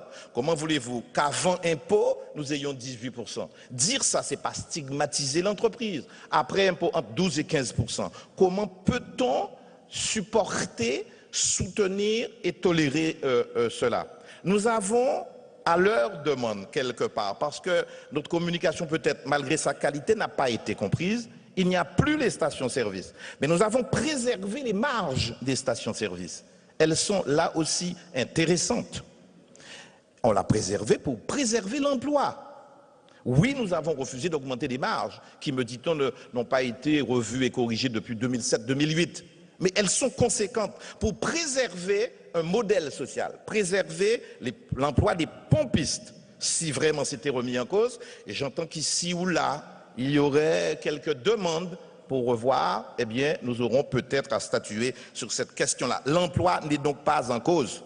Ce qui est en cause, ce sont des marges de transport, de raffinage, de stockage. Oui, l'État, là, agira comme puissance publique et décidera d'avoir des marges plus raisonnables. Personne, à mon sens, et certainement pas des élus, ne saurait refuser de comprendre ou de remettre en cause cette politique-là qui est une bonne politique. Sur la transition énergétique, et vous en avez parlé, nous figurons, les Outre-mer figurent dans les conclusions du débat national sur la transition énergétique et j'ai eu à fixer 6 orientations stratégiques en matière de politique énergétique. Elles ont pour objectif de concrétiser très rapidement nos ambitions en insistant notamment sur la maîtrise de la demande d'énergie, sur le redémarrage raisonné du photovoltaïque ou encore sur l'émergence de la géothermie. Moi, je serais très heureux lorsque, avec mon collègue Philippe Martin, nous pourrons faire sortir le décret Marc Groy, qui est un député que vous connaissez, qui est très investi sur les problèmes de transition énergétique. Et j'ai été récemment à Mayotte. Il y a une première mondiale qui se fait là avec EDM, donc l'électricité de Mayotte, sur le stockage de l'énergie. On a mis au point un dispositif qui peut être généralisé, mais à condition effectivement que les gestionnaires de ces réseaux-là puissent émarger, si j'ose dire, être éligibles à la CSPE en faisant faire des économies à la CSPE, donc à la péréquation nationale. Ces 6 orientations ont pour ambition de concrétiser très rapidement, pour objectif de concrétiser très rapidement nos ambitions, en insistant notamment sur la maîtrise de la demande d'énergie, sur le redémarrage raisonné du photovoltaïque, sur l'émergence de la géothermie. Le projet de loi transition énergétique porté par Philippe Martin est sur les rails avec des réunions régulières du Conseil national de la transition énergétique. Le texte devrait arriver au Conseil des ministres au printemps 2014 avec un débat parlementaire prévu pour l'automne. Ces enjeux sont cruciaux pour nos territoires et pour le développement de leurs économies. C'est d'ailleurs ce thème du développement économique que vous avez choisi d'aborder lors de votre 3e et dernière table ronde en le plaçant sous l'angle de la fiscalité locale. Il est frappant d'observer que l'arrivée de ce gouvernement aux responsabilités correspond à un moment charnière pour les Outre-mer. Un moment où il a fallu réformer les dispositifs fiscaux incitatifs à l'investissement, surtout après la décision du Conseil constitutionnel concernant leur plafonnement spécifique. Il faut le dire, certains ont tendance à l'oublier. Un moment où il faut reconduire l'octroi de mer, si essentiel au financement de vos collectivités et si stratégique pour les économies locales. Un moment où des dispositifs tels que les zones franches d'activité arrivent en fin de vie programmée en 2017. Tout cela en des temps économiques rudes et difficiles où l'argent public est rare et où les marges de manœuvre qui nous ont été laissées en mai 2012 sont plus que réduites. Je veux souligner que dans ce moment charnière, le président de la République et le gouvernement ne se sont jamais dérobés. Jamais. Nous avons su au contraire faire face pour garantir aux Outre-mer les moyens de leur développement. On peut toujours dire, presque par principe, que ce n'est pas suffisant, mais quand d'autres, avant nous, ont accumulé les moins pendant 5 ans, nous avons, nous, j'ose le dire, devant vous et droit dans les yeux, additionné des plus. La défiscalisation dans le domaine productif, dans les collectivités d'outre-mer, elle est intégralement maintenue dans les DOM, elle est préservée pour les PME, soit la quasi-totalité des entreprises des Outre-mer. Le crédit d'impôt, dont l'impact en termes de niveau d'investissement sera au moins équivalent à celui de la défiscalisation, il est réservé aux plus grandes entreprises, à celles qui sont les plus solides et aux filiales, oui, les filiales des grands groupes qui non seulement peuvent, mais doivent les soutenir. J'ai entendu ce qui se dit, comme si on devait remettre à la faveur de la préservation de ce dispositif la notion de groupe qui figure depuis tantôt dans le Code général des impôts. Nous n'avons pas renié les engagements pris. Et ceux qui disent ça, j'en suis étonné parce qu'il me semble que ce sont des gens de qualité.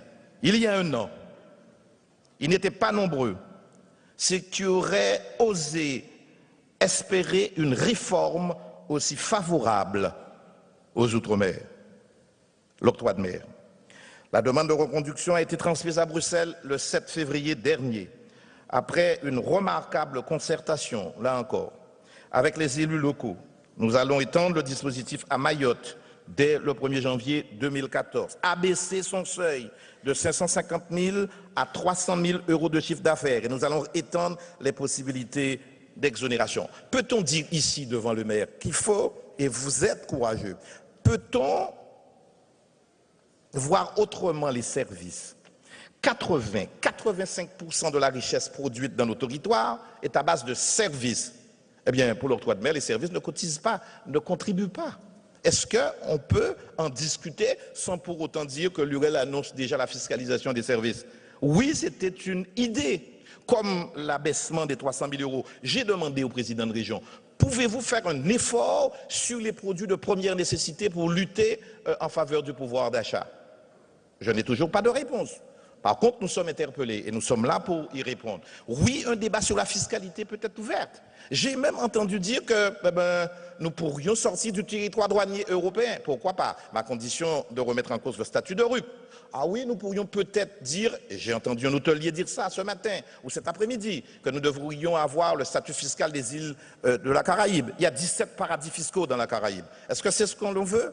Ou est-ce que l'on veut préserver le statut social et faire dans la compétitivité, dans le haut de gamme, dans les produits de haute qualité, repenser notre tourisme sur d'autres niches, comme le font Saint-Barthélemy et d'autres pays. Est-ce qu'on peut, comme on l'a fait en discutant avec le commissaire européen Johannes Hahn, de dire que nous voulons appliquer la méthode POSEI qui a réussi dans l'agriculture, nous voulons l'avoir appliqué cette méthode au tourisme, aux énergies renouvelables, à la filière bois en Guyane, concentrer les moyens pendant 2 horizons de programmation, 12 ans, 14 ans, casser tous les hôtels comme on le fait à l'île Maurice, permettre donc à l'île de la Réunion de supporter, de soutenir la concurrence des Seychelles, de Maurice, de Saint-Domingue, de Barbade, de Sainte-Lucie, de Cuba dans la Caraïbe et peut-être pour les pays d'Amérique latine, pour la Guyane. Est-ce qu'on peut se dire ça? Et même chose pour le Pacifique.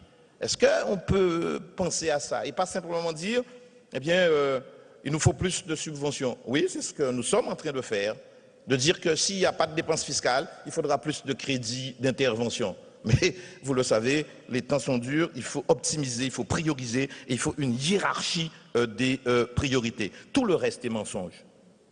C'est un discours de vérité. Oui, c'est un discours, on peut chercher lien. Nous devons assumer des choix difficiles. Partout en Europe, ou au Canada, ou en Suède, eh bien, on a su demander des efforts aux ménages, aux entreprises et à la nation. Je le dis, il faudra que nous aussi, en fonction de nos facultés contributives, c'était mon thème, il reste mon thème et c'est celui du gouvernement. Compte tenu de la situation, de l'état actuel de nos économies et de nos sociétés, il faut demander en fonction de nos possibilités, en fonction de nos facultés contributives. Et c'est un très beau thème de la Déclaration des droits. Et c'est ce que nous faisons. Et j'en suis assez fier d'en être l'un des exécutants de cette belle politique-là. Cette ressource budgétaire de l'octroi de mer est essentielle aux communes, eh bien elle sera préservée. Notre dossier a été bien reçu par le commissaire européen en charge, qui en a d'ailleurs salué la qualité, et nous serons vigilants quant au respect du calendrier qui doit nous conduire à une mise en œuvre au 1er juillet prochain. Sur ce dossier, comme sur les autres, notre volonté de tracer un cadre qui permette aux acteurs économiques d'investir et de créer de l'emploi. Et c'est précisément dans cette optique que j'ai inscrit le projet de loi sur la compétitivité et l'emploi dans les Outre-mer, sur lequel je travaille à la demande du Premier ministre. Notre objectif est de renforcer la compétitivité des économies des Outre-mer et de cibler plus efficacement les aides aux entreprises. Je sais qu'en disant cela, je peux susciter des frayeurs, mais nous avons le courage de dire oui, il faut peut-être encore mieux cibler.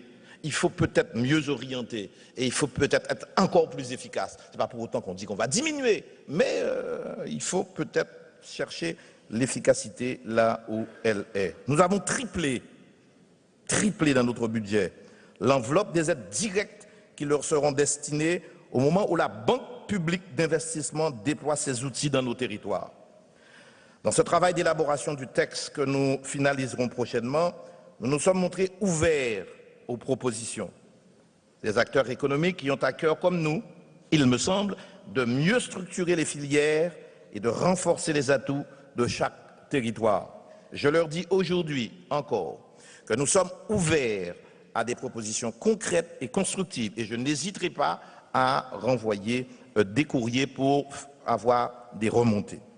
Ce projet de loi s'articulera avec les autres projets du gouvernement qui concerneront les Outre-mer, aussi bien la loi d'avenir sur l'agriculture, qui aura son volet outre-mer, que le projet de loi sur la transition énergétique, par exemple la conquête du marché local. Vous le savez, on l'a fait dans la loi portant garantie de l'offre alimentaire, pour la conquête notamment du marché et de la restauration collective. Dans chaque appel d'offres, désormais, ça deviendra une obligation, tout en respectant la législation européenne et la législation nationale. Nous ajouterons aux critères classiques pour hiérarchiser et choisir des entreprises, des critères dits de performance, fraîcheur, circuit court et émissions de gaz à effet de serre. Ça veut dire quelque part, à demi-mot, c'est prioriser ce qui est proche, prioriser ce qui est local. On vient d'ajouter dans la loi portée par Stéphane Le Foll, ce qui concernait au départ uniquement les produits agricoles, eh bien ça va intéresser les produits agroalimentaires et alio-alimentaires, c'est-à-dire la pêche. Bon, donc ça permettra au secteur de se structurer pour répondre à ces appels-là. Eh bien, on n'en parle pas souvent, mais c'est une très belle chose portée dans cette loi-là. D'autres champs importants pour nos territoires sont également au cœur des réflexions que conduit le gouvernement. C'est le cas, par exemple, du tourisme. Et je sais les inquiétudes. Mais oui, il y a des situations individuelles qui sont gravissimes, on le sait. Mais on fait ce qu'il faut faire. Je sais que c'est compliqué. On est parfois devant les instances européennes.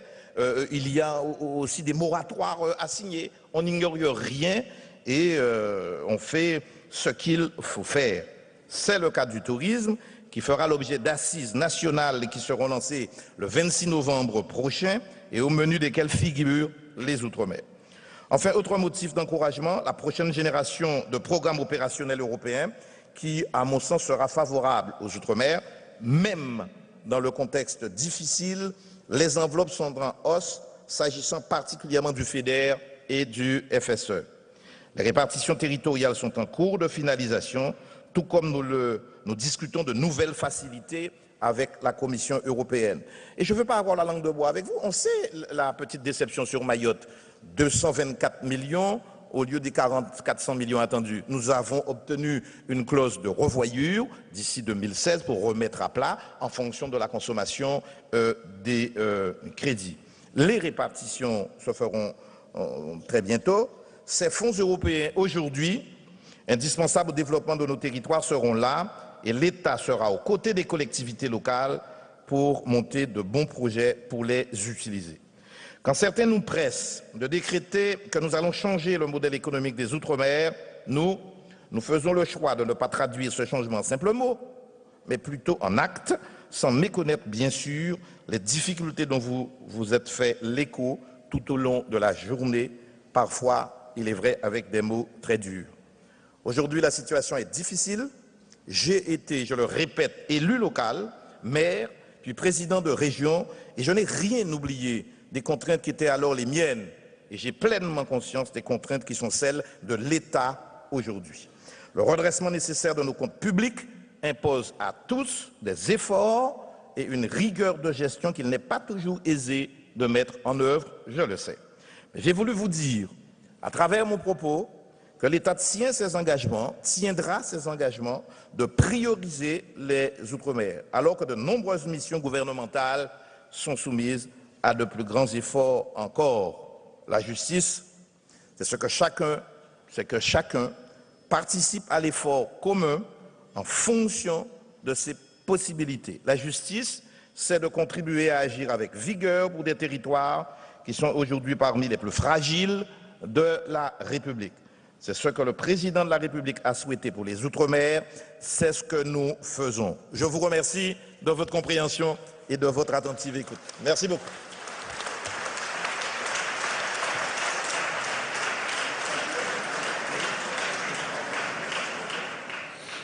Voilà, Victorin Lurel, le ministre des Outre-mer, vient d'achever son discours dans la grande salle des fêtes de l'Hôtel de Ville de Paris. Avec ce discours, eh bien, se clôt la toute première journée de ce 96e congrès des maires de France que Public Sénat a décidé de vous faire vivre dans son intégralité tout au cours de cette semaine. La première journée, elle est consacrée, vous le savez, vous l'avez entendu puisque vous étiez présent sur notre antenne, au dossier des Outre-mer. Ce matin, on parlait par exemple des emplois d'avenir. Cet après-midi, de développement économique. Victorin Lurel, le ministre, qui n'a pas voulu masquer les problèmes. Il y a quelques minutes, dans son discours, il a voulu tenir un discours, il l'a dit, un discours de vérité, sans négliger aucune des difficultés qui pèsent aujourd'hui sur les territoires ultramarins. Alors demain mardi, le Congrès va déjà changer de site, de zone pour aller, comme il est de tradition, dans le Palais des Congrès de la Porte de Versailles à Paris, pour y accueillir non seulement les élus d'outre-mer, mais également l'ensemble des maires de France, les plus de 36 000 maires de France. Nombre d'entre eux seront présents demain, Porte de Versailles, pour peut-être l'une des journées les plus fortes, en tout cas une journée extrêmement attendue de ce congrès. On parlera d'énormément de dossiers, nous y reviendrons dans quelques instants, mais tout de suite on retourne à l'hôtel de ville de Paris. Michael Zamès est en compagnie du ministre des Outre-mer, Victorin Lurel. Michael, c'est à vous. Oui, Victorin Lurel, le ministre des Outre-mer avec nous. Merci, monsieur le ministre. Vous avez parlé de discours churchillien, discours de vérité. Alors, un discours de vérité, c'est ce qui était attendu aujourd'hui. Est-ce que vous avez le sentiment que les discussions qui ont eu lieu toute la journée, eux aussi vous ont donné quelques vérités, à savoir un mécontentement de la part des élus? Je n'ai pas été personnellement présent, mais les services étaient là, ce qui s'est passé, ce qui s'est dit, la tonalité, le ton employé. Je peux comprendre les demandes, voire les revendications. Mais il y a une chose que moi j'ai du mal à comprendre pour avoir été élu local, et je le reste encore, c'est l'incompréhension. Refuser de regarder la réalité et le contexte. La situation est difficile.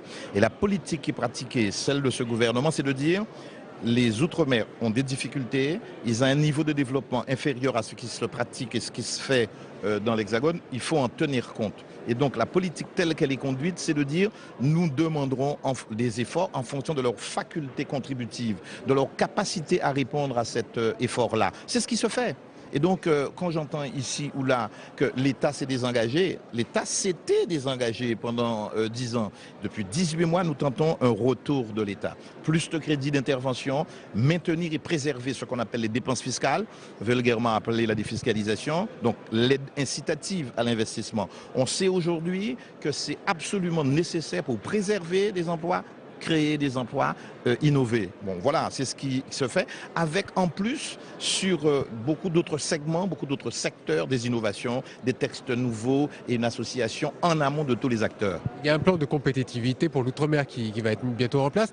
Est-ce que vous pouvez nous donner déjà un petit peu un avant-goût de ce que vous allez pouvoir annoncer? Non, ce n'est pas arbitré. Je préfère réserver les grands titres, ce que nous savons sur les zones franches d'activité qui n'ont pas donné les résultats attendus. Ça a été fait en 2009 avec une montée en puissance et ensuite une sortie en sifflet, et à partir de 2017 ça devrait disparaître. Faut-il les reconduire et comment?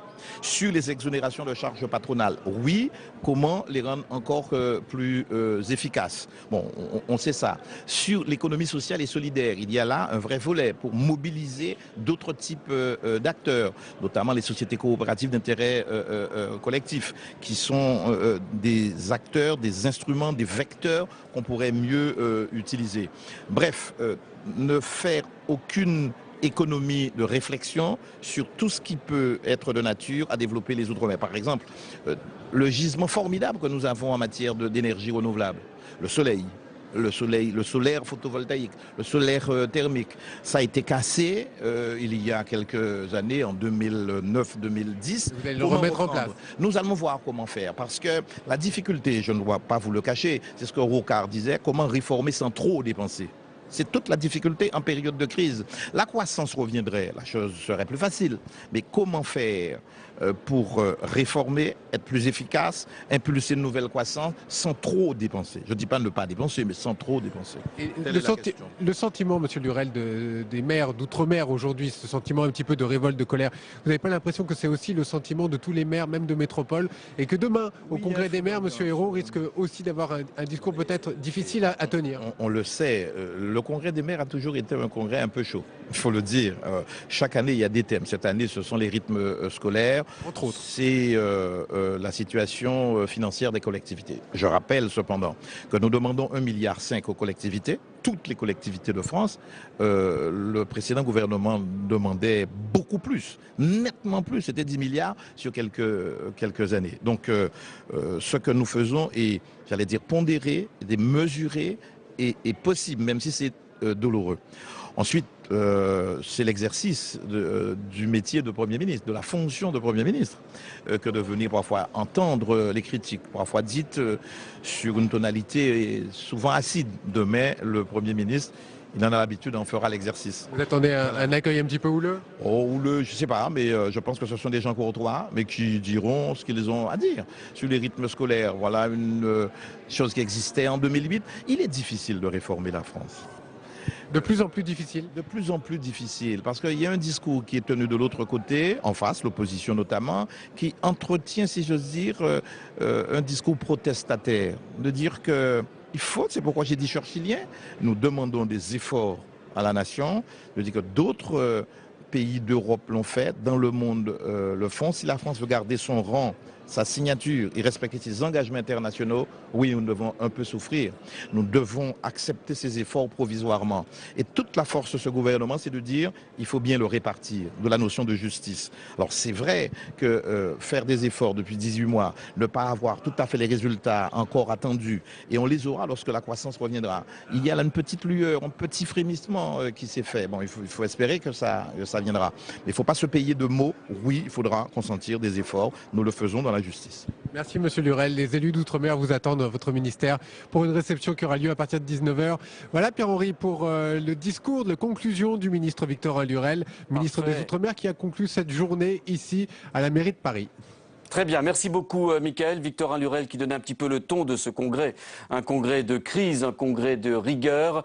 On le constatera très certainement dès demain, mardi, je vous le disais, nous serons porte de Versailles à Paris, là où seront rassemblés les maires de France réunis en congrès et qui accueilleront demain après-midi à partir de 16-17 heures le Premier ministre Jean-Marc Ayrault, accueilli comme il est de tradition par Jacques Pélissard, bien sûr, le président de l'Association des maires de France, et Bertrand Delanoë, dont nous serons très attentifs à écouter son discours. Ce sera son dernier discours en tant que maire de Paris devant ses collègues élus locaux. Évidemment, les thèmes de ce congrès seront très nombreux. Victorin Lurel l'a dit à l'instant, les baisses de dotation financière de l'État aux collectivités. Pour les communes, ça représente presque 1 milliard d'euros, 840 millions d'euros. Il y a ce problème des normes qui empoisonne la vie quotidienne des maires et des élus locaux. Il y a bien sûr ce dossier extrêmement sulfureux et explosif des rythmes scolaires. De tout cela, nous aurons très largement l'occasion d'en reparler dès demain à partir de 10h30 en direct sur l'antenne de Public Sénat. J'accueillerai à cette occasion le président des maires de France, Jacques Pélissard. Nous suivrons dans la foulée les interventions des orateurs, en particulier celle de Jean-Pierre Bel, le président du Sénat. Merci de votre fidélité. Je vous dis à demain, 10h30. Prochain rendez-vous avec l'information. C'est dans une petite heure sur Public Sénat. Le journal de 24h Sénat avec Delphine Girard. Merci encore à Mickaël Zamès de nous avoir accompagnés tout au cours de cet après-midi.